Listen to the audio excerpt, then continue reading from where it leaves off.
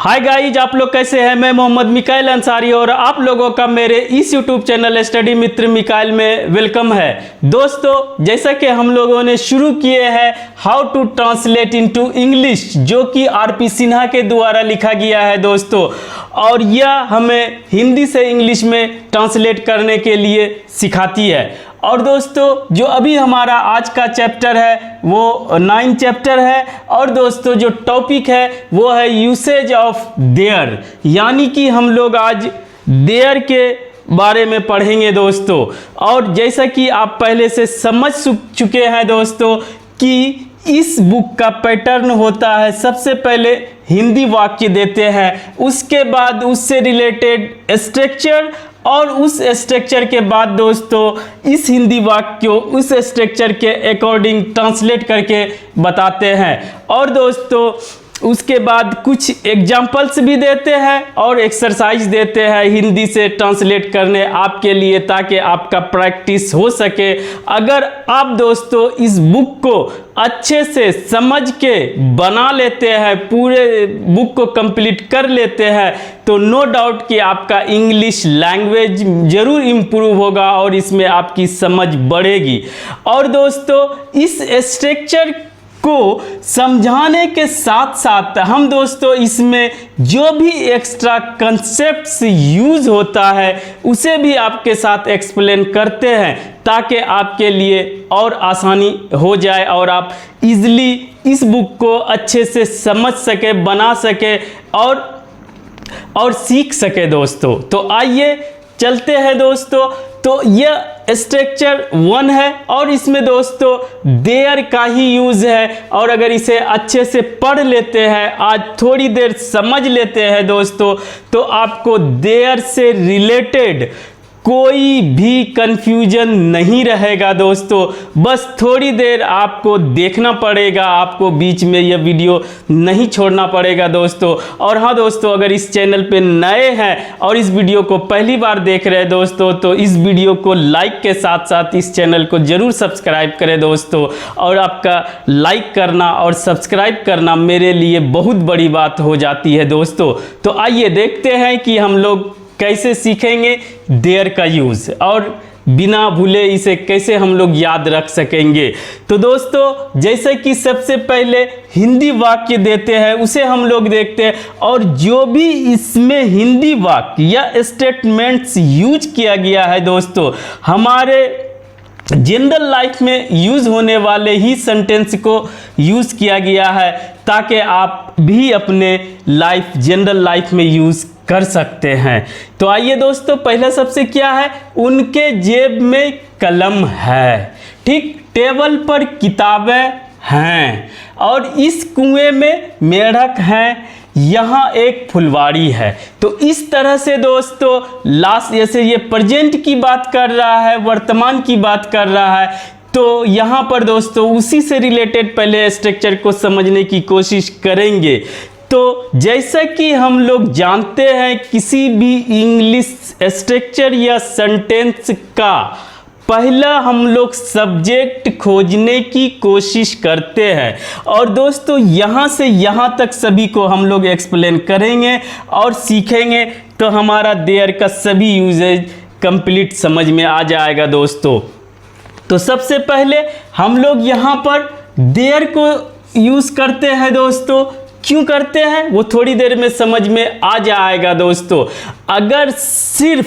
अगर सब्जेक्ट की बात करें दोस्तों, अगर इस सेंटेंस में, तो यहाँ पर क्या है, कलम की बात की जा रही है, ठीक है। और अगर यहाँ पर इतना को हम छिपा देते हैं, और अगर कोई बोलता है आपको कलम है या एक कलम है, तो आप वहाँ पर तो समझ जाएंगे कि जिसके बारे में बात की जाती है, या कोई एक्शन परफॉर्म करता है या पोजीशन की बात करता है, उसे हम लोग सब्जेक्ट बोलते हैं। और यहाँ पर कलम की बात की जा रही है, तो कलम यहाँ पर सब्जेक्ट हुआ। आप लिख सकते हैं अ पेन।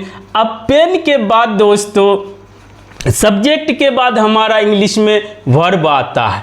तो वर्ब के रूप में अगर हिंदी में है तो इंग्लिश में दोस्तों इज आएगा एक के सेंस में, लेकिन इसे कंप्लीट सेंटेंस नहीं माना जाता है।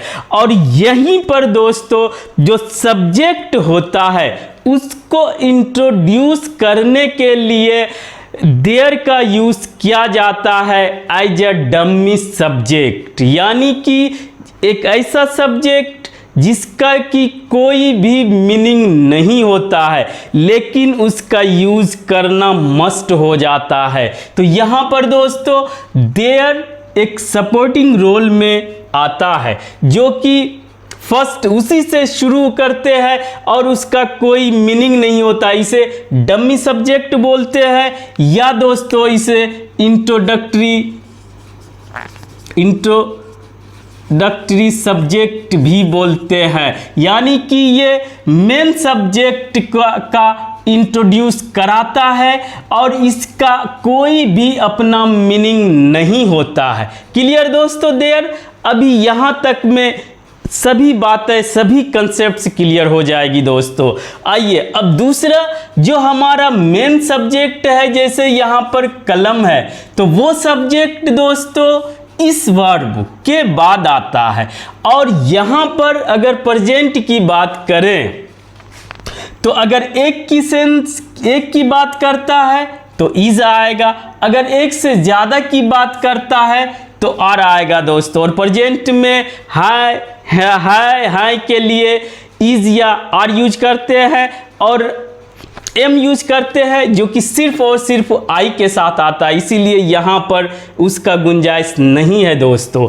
तो जनरली हम लोग क्या जानते हैं कि जो सबसे पहले आता है अगर वो सब्जेक्ट है तो उसी के अकॉर्डिंग हम लोग वर्ब को सिलेक्ट करते हैं। लेकिन दोस्तों ये जो डमी सब्जेक्ट है या इंट्रोडक्टरी सब्जेक्ट है, यह कुछ नहीं करता है। जो यहाँ पर मेन सब्जेक्ट होता है उसके अकॉर्डिंग अगर एक की बात की जा रही है, सिंगुलर की बात की जा रही है, तो वहाँ पर दोस्तों हम लोग इज यूज करेंगे।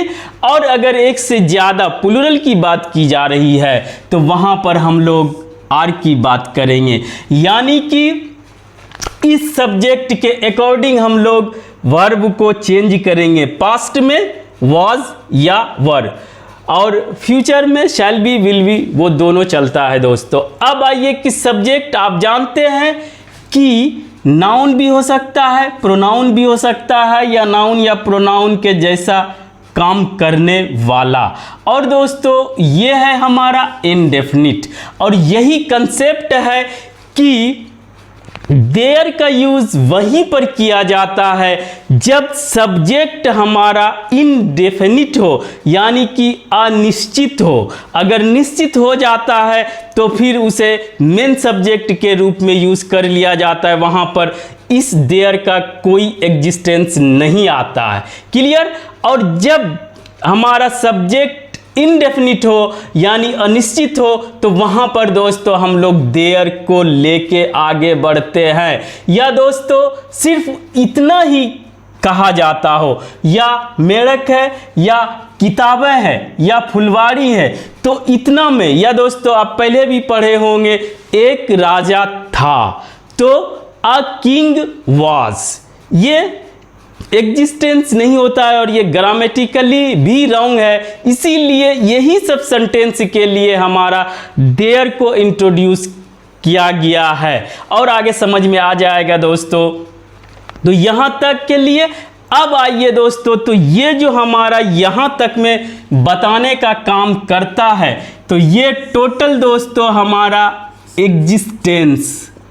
एग्जिस्टेंस की बात करता है, यानी कि अस्तित्व की बात करता है। ये किसी चीज के होने की बात करता है यहाँ तक में, जैसे किताबें हैं, फुलवाड़ी है, या कलम है, या मेढक है, या दोस्तों था, थे, थी, उसमें अस्तित्व यहाँ तक में दोस्तों एग्जिस्टेंस की बात करता है। और दूसरी बात, जब दूसरा आप प्रीपोजिशन लगा के नाउन की बात करते हैं तो ये हमारा प्लेस बताता है। प्लेस मतलब स्थान।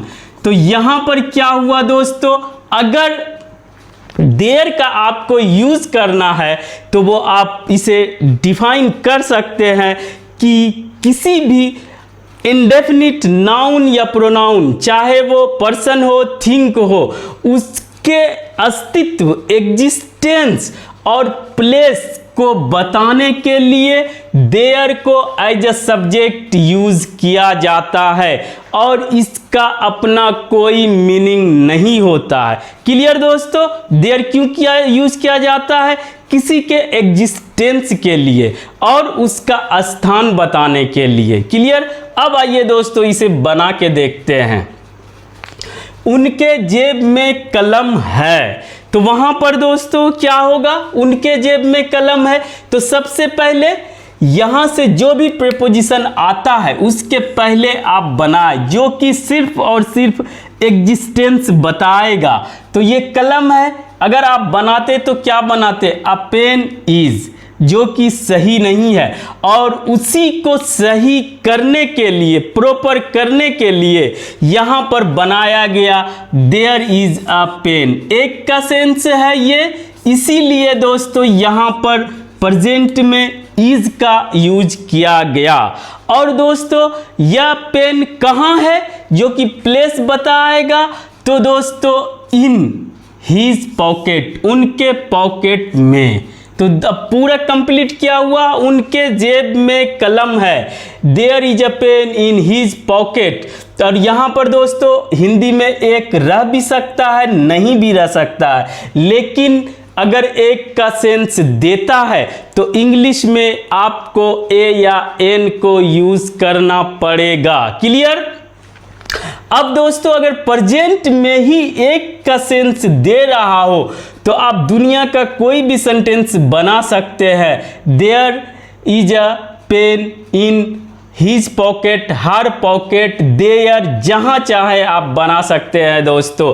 अब आइए दूसरा, टेबल पर किताबें हैं, यानी कि टेबल पर अगर किताबें हैं के बारे में आप बनाना चाहते हैं तो आप बता सकते हैं। सबसे पहले जो इतना को छोड़ देंगे दोस्तों, पहला बताएंगे, पहले हम लोग एग्जिस्टेंस की बात करेंगे। किताबें हैं, तो वहां पर क्या होगा, देयर, और यह है क्या दोस्तों, एक से ज़्यादा किताबों की बात की जा रही है, इसीलिए दोस्तों वहां पर इज नहीं, आर होगा हमारा इसके अकॉर्डिंग। तो क्या हुआ, देयर आर बुक्स। अब है कहां पर दोस्तों, ऑन द टेबल, टेबल पर, ऑन द टेबल। क्लियर। अब है टेबल पर किताबें हैं, there are books on the table, ये भी हो गया दोस्तों। अब आइए, इस कुएं में मेढक है। अगर इतना की बात करते हैं तो दोस्तों सिर्फ एग्जिस्टेंस की अगर बात करते हैं तो एक से ज़्यादा की जब बात कर रहा है तो देयर आर फ्रॉक्स। ठीक है, कहाँ है दोस्तों, प्लेस बताना है तो in this well, well means कुआं, ये सब याद रखेंगे दोस्तों। वेल मीन्स अच्छा के साथ साथ ये कुआं के सेंस में भी यूज होता है। क्लियर। अब आइए दोस्तों, ये यहाँ एक फुलवाड़ी है, तो अगर फुलवाड़ी की बात करते हैं, एक फुलवाड़ी है तो क्या होगा, there is a garden, there is a garden.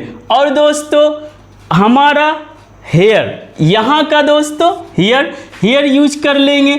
और ये कहने का मतलब ये है कि यहाँ पर दोस्तों प्लेस बताने के लिए place of, adverb of place आ सकता है, हेयर, देयर। तो यहाँ पर प्रीपोजिशन के और इसके जगह स्थान बताने के लिए एडवर्ब भी आ सकता है। क्लियर। अब समझ गए, इस तरह से आप दोस्तों देयर का यूज करेंगे कोई भी इंडेफिनिट, चाहे वो पर्सन हो, चाहे थिंग हो, चाहे वो सिंगुलर हो, चाहे वो प्लूरल हो, उसके एग्जिस्टेंस को बताने के लिए और उसके स्थान को बताने के लिए आप यूज करेंगे। और वो दोस्तों स्टैंड स्टिल, यानी कि वो अस्थिर अवस्था में रहेगा, स्थिर स्थिति में रहेगा, स्थिर पोजीशन में रहेगा दोस्तों। तो यहाँ तक में हम लोगों ने प्रेजेंट में क्या देखा दोस्तों, है या है। अब दोस्तों पास्ट में एक के सेंस में was लगा दें और एक से ज़्यादा के सेंस में were लगा दें और वहाँ पर क्या हो सकता है दोस्तों, था, थे, थी। इस तरह से दोस्तों आप बना सकते हैं। तो यहाँ तक में आप होने के सेंस में देयर का यूज करेंगे दोस्तों, और इसके बाद एक और जगह यूज किया जाता है जो कि रहने के सेंस में भी यूज आप कर सकते हैं। जैसे कि मेरे गांव में एक साधु रहता था, तो इसके लिए दोस्तों ये ना के कह के a saint lived in my village, आप यहाँ पे लिखेंगे दोस्तों there lived a saint in my village. तो यहाँ दोस्तों रहने के सेंस में भी आप देयर का यूज कर सकते हैं। इस तरह से दोस्तों देयर से आप किसी भी अनिश्चित यानी कि इंडेफिनिट थिंग हो या पर्सन हो, उस एग्जिस्टेंस प्लेस के साथ आप बता सकते हैं। इस तरह से दोस्तों आज बस इतना ही। अगर यह वीडियो आपको अच्छा लगा हो और आप इससे कुछ सीखे हो तो प्लीज़ इसे लाइक करें, सब्सक्राइब करें और अपने दोस्तों के बीच शेयर जरूर करें दोस्तों। Thanks for watching.